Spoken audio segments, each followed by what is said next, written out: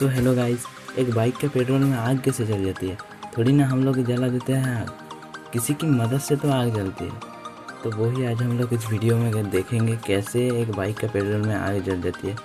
तो ये है हाई वोल्टेज जनरेटर और स्पार्क जनरेटर, इसकी मदद से ही आज हम लोग देखेंगे। और हमारा बाइक के अंदर भी एक स्पार्क जनरेटर रहता है। तो चलिए शुरू करते हैं। पहले इसका कर लेते हैं टेस्टिंग। और देखिए गाइस,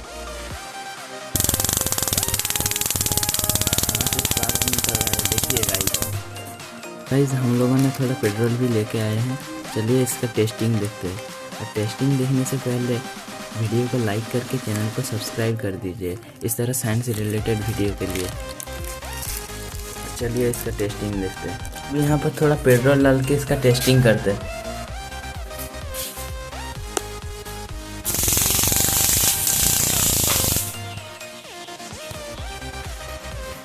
Thanks for watching.